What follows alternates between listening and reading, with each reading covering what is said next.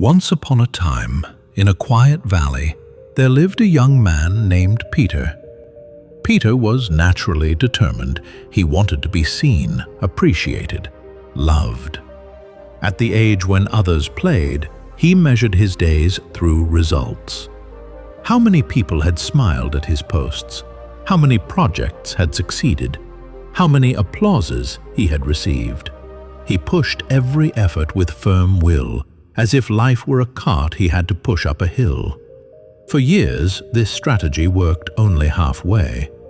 He gained recognition, some applause, a few relationships that seemed solid. But the feeling of dissatisfaction never left him. Many things faded, some people disappointed him, projects born with passion vanished with time.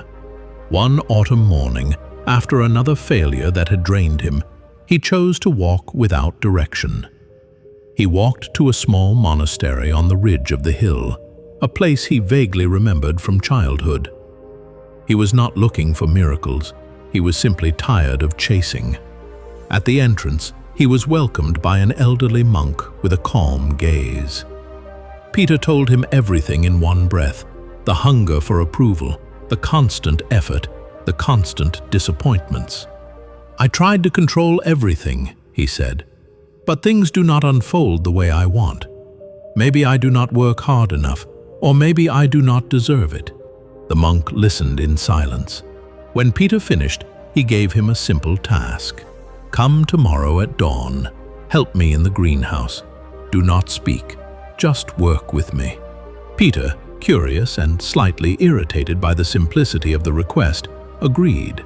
The next morning, the monk gave him 3 tasks: plant seeds, prune plants that had grown too much, and repair a broken pot. As they worked, the monk spoke quietly, offering concrete examples. "Look at the farmer," he said. "He sows in spring, but he does not dig the field every day to force the fruit to grow faster. He cares for the soil, waters when needed, protects it from harm. Yet he knows that the time of germination belongs to the seed, not to his desire." Peter noticed. The farmer was not lazy. He was patient. Wisdom and timing moved together. Then the monk picked up a lute. He tuned it slowly.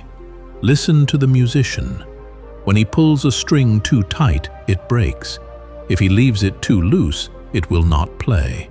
The true art lies in the right tension. Not too much and not too little.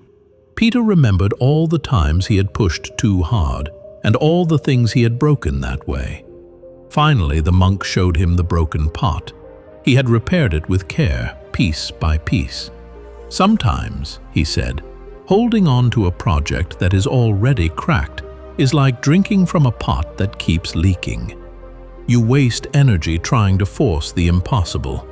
To repair with wisdom, or to let that pot become something else, is another way."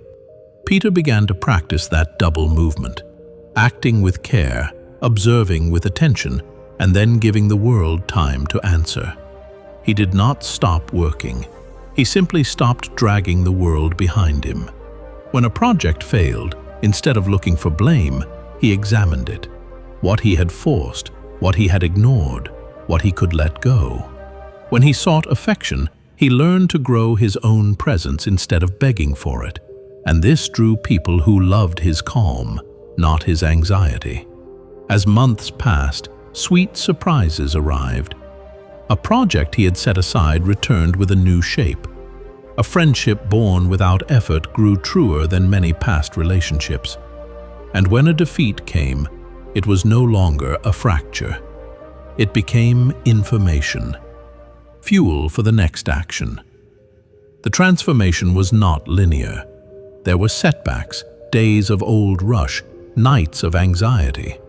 But each time the impulse returned, Peter observed it without judgment, like studying a sick plant to understand what is missing. And observing calmed him. Observation itself was already a cure. In the end, he understood something subtle. Letting things happen is not passivity. It is respect for the time that everything needs to grow.